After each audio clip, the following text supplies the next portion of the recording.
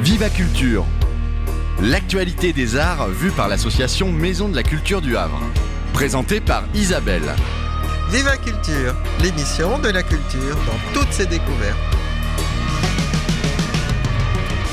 Bonjour à toutes, bonjour à tous, bienvenue dans Viva Culture. Aujourd'hui c'est l'instant philo. Didier Guillaumet nous parle de la responsabilité. Catherine Desormières poursuit son interrogation. Où sont les femmes? C'est le numéro 11. Elle se demande, l'écriture a-t-elle un genre? Quant à Annie Drogou dans ses lieux-dits, elle interviewe Baptiste Job, chanteur populaire.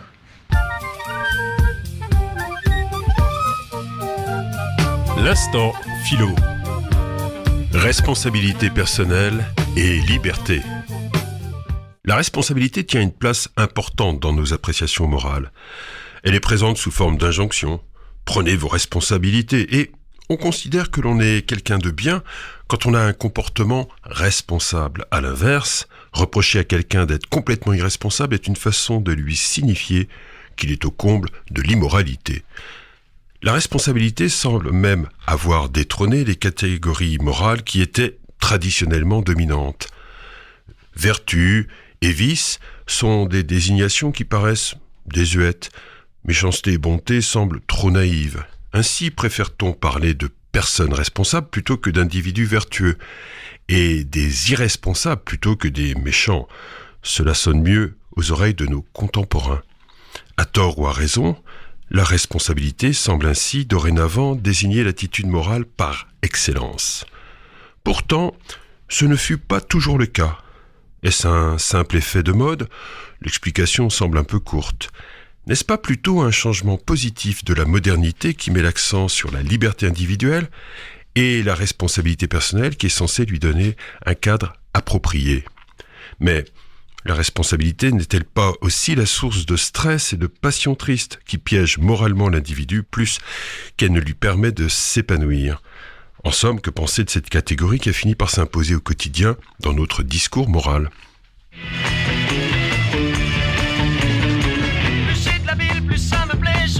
Comme du petit lait, ce que j'aime le plus, c'est le mauvais sang. Je m'en repais à tout bout de champ. Mais j'aime aussi les catastrophes qui mettent la vie en apostrophe. Quand ça va bien, je suis malheureux. Quand ça va mal, je suis très heureux.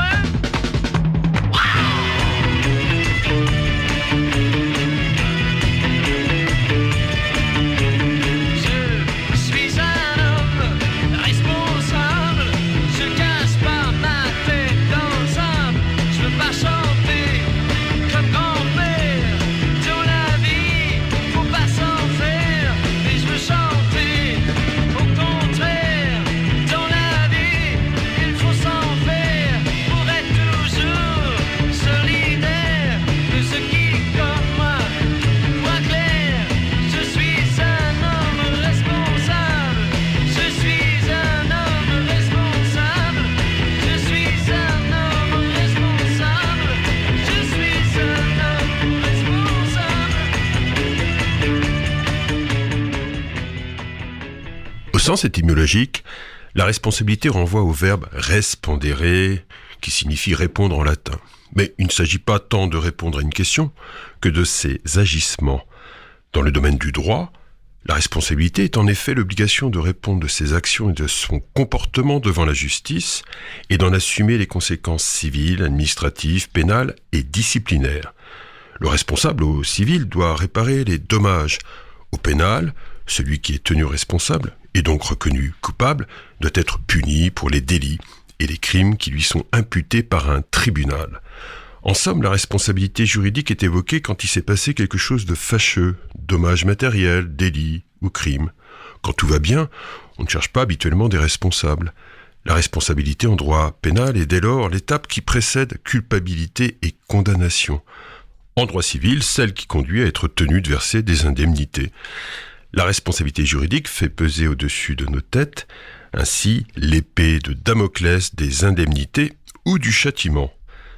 L'idée d'un événement mauvais à prendre en compte est présente dans la transportation de la catégorie juridique dans le domaine de la société civile et de la morale privée.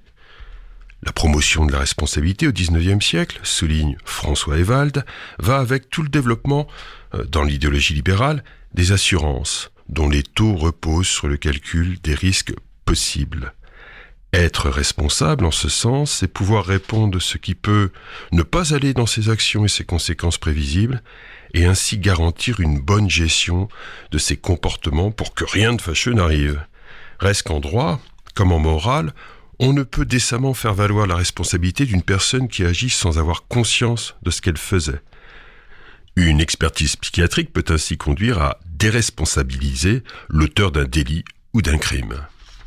Un enfant, qui n'a pas la même conscience de ce qu'il fait qu'un adulte, évidemment, doit voir aussi sa responsabilité atténuée, voire dans certains cas annulée, la responsabilité de ses tuteurs pouvant au demeurant être invoquée.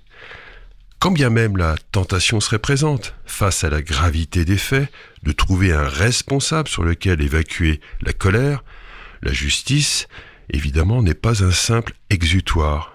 La défense des intérêts des victimes ne justifie pas qu'on juge coupable des personnes alors même qu'elles ne peuvent pas être tenues responsables de leur agissement. Une personne est tenue moralement responsable de ses actes et de ses conséquences prévisibles, donc quand elle a la capacité d'être pleinement consciente de ce qu'elle fait. Le dictionnaire historique de la langue française rappelle que le responsable est initialement un terme de féodalité désignant l'homme ayant la charge à vie de payer à un seigneur la rente d'un fief ecclésiastique.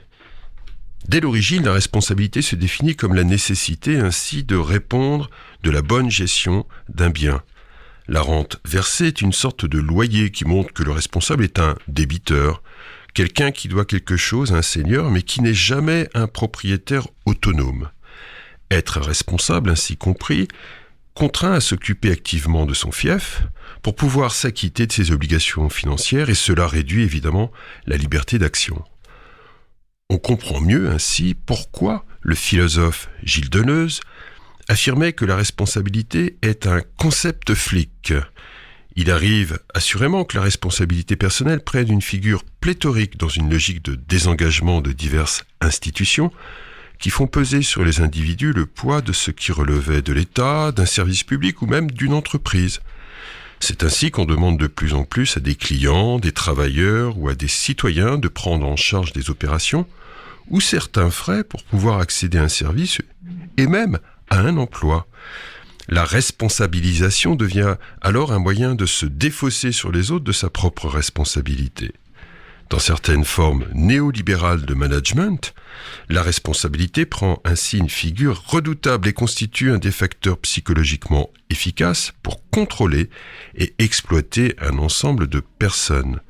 Dans ces conditions, la responsabilité personnelle, qui permettait initialement le développement autonome des libertés individuelles, en leur donnant un cadre, devient un instrument de manipulation, un dispositif aliénant et liberticide.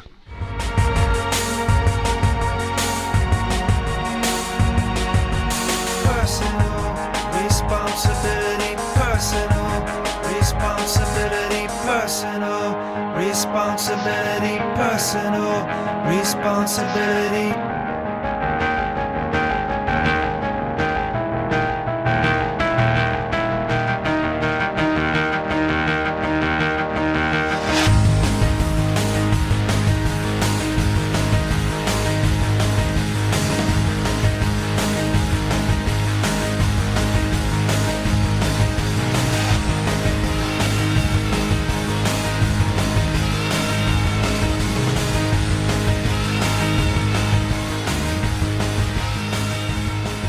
Gilles Deleuze se méfie des morales du devoir et préfère une éthique du bonheur qui vise l'épanouissement de la puissance d'exister de tout à chacun.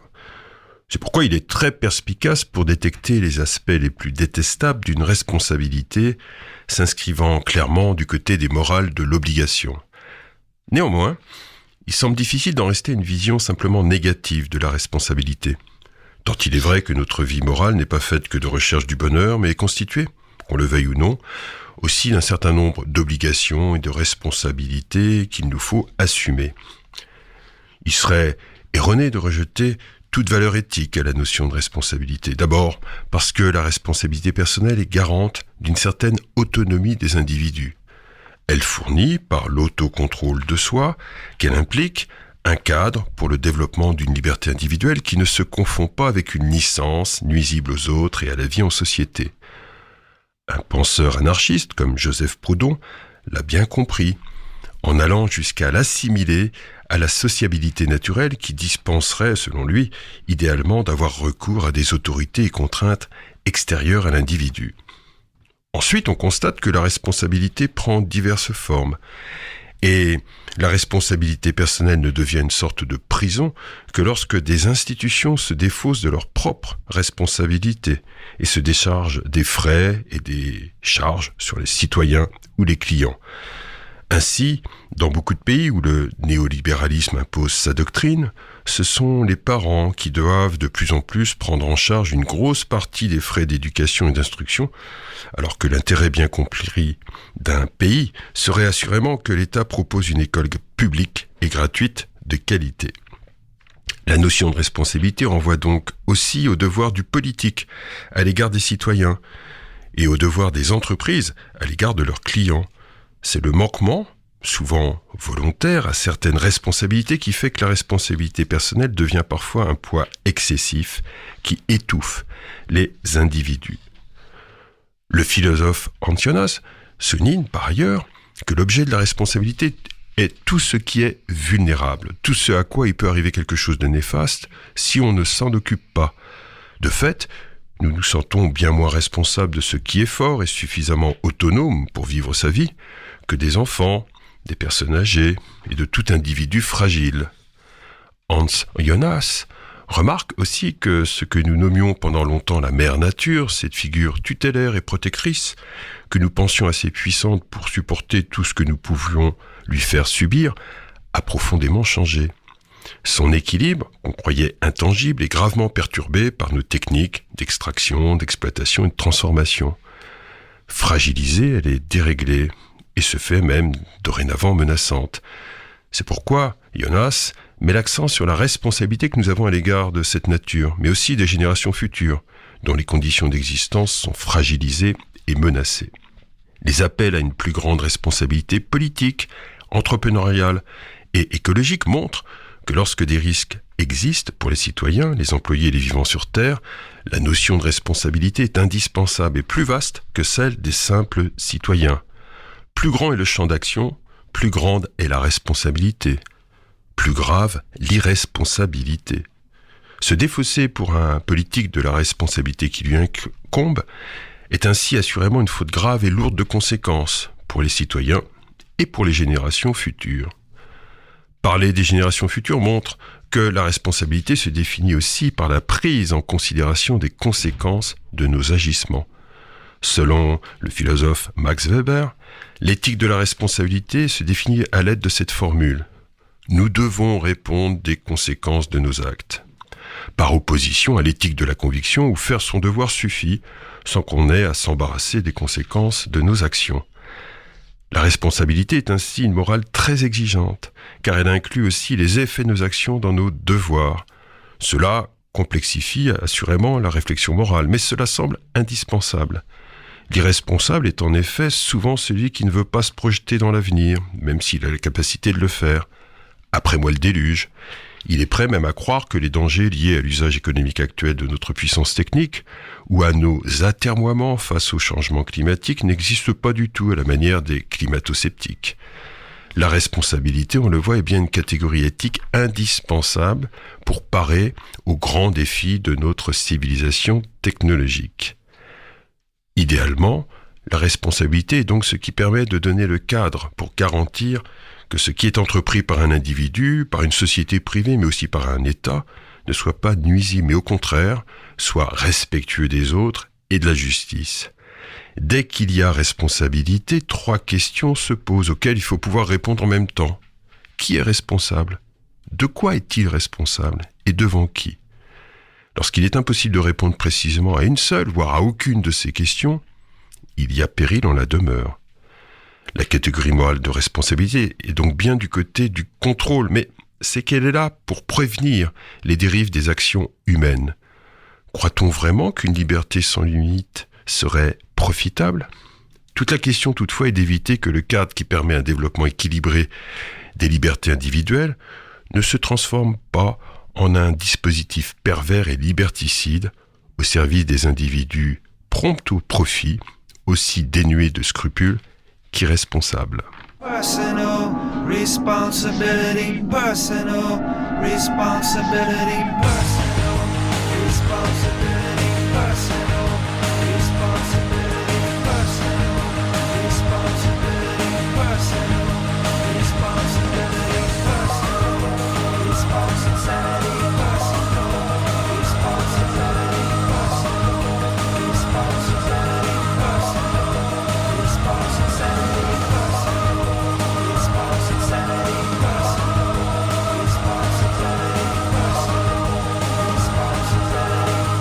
responsibility.